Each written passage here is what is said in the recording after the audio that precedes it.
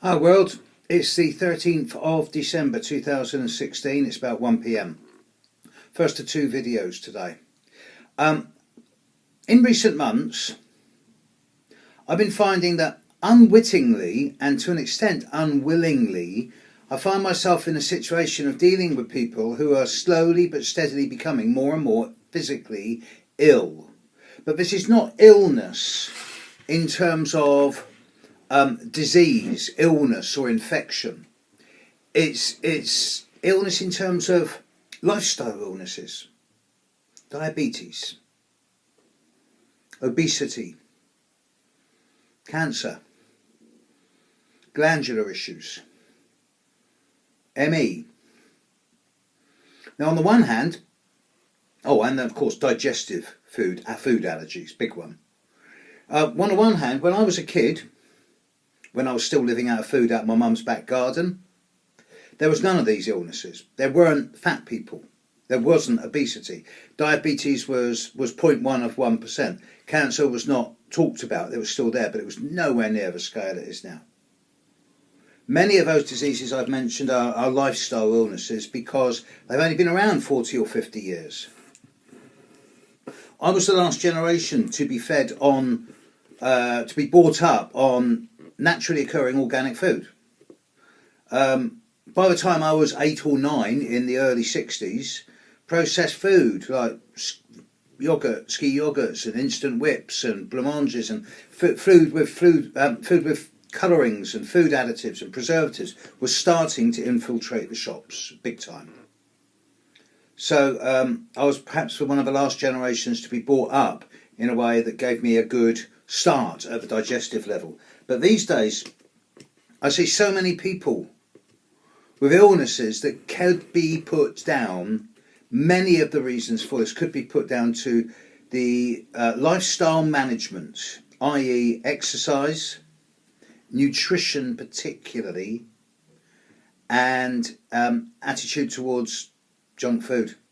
So many people seem to be thinking it's okay to drink fizzy drinks or excessive alcohol, or to be eating food which is basically cardboard or plastic, and then going to the doctor for a pill to try and sort it out, and then complaining because they're getting fat. I mean, I'm putting on weight, but I'm 60 plus, I can.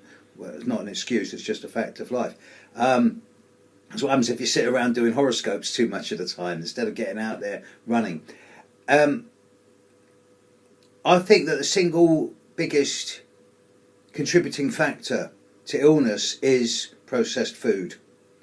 And I think it's no point in blaming the food manufacturers or the processed food industry. Yes, I've equated them, along with the arms manufacturers, the drug manufacturers and the pharmaceutical industries, both in terms of farming and drugs, as the new black magicians of the modern world. Yes, I still believe that, and I will still propagate that belief. But at the end of the day, it's down to us in terms of responsibilities. We are what we eat. And if we choose to eat food on the run, on the move, then you're going to get ill. End of. It's clear. Whereas if you can spare, if you make yourself disciplined enough to do 5 minutes of stretching or yoga or exercise or something a day, and make half an hour a day to cook your own food using fresh vegetables, salad, fruit, meat if you must, but fresh, ideally organic if you can afford it, and not everyone can. Then if you do that, you're not going to get ill, or very rarely will you get ill, and even if you do get ill, you'll get better fast. Certain illnesses seem to be on the increase, particularly glandular stuff, adrenals, thyroid, eyesight issues. Yes, I can attribute much of this to Neptune's influence, especially now that Neptune's in Pisces. These diseases seem to be becoming more and more prevalent.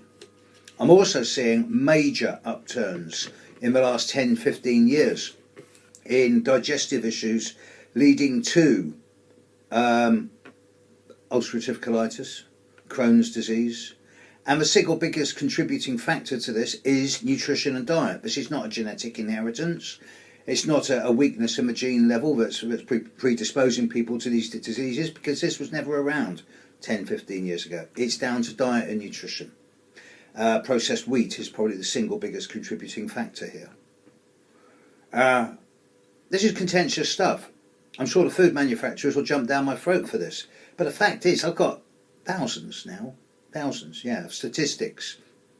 I can spot wheat allergies and glandular disorder, and to a lesser extent diabetes, from a chart. Same as you can spot the potential for developing arthritis and rheumatism when you're older. Or even in some cases, but not all, you can see how people's attitude or lack of positive mental attitude is a contributing factor in some cases of contracting cancer. If astrology were taught in schools, not only would we see an end to warfare within two generations, we'd also see a much more conscious and self-responsible attitude towards health, nutrition, diet and lifestyle management. But then we put Big Pharma out of business, and we put all the processed food companies out of business. And that would never do, would it? Key moral here, take responsibility for yourself. You are what you eat. Catch you later, world. Bye.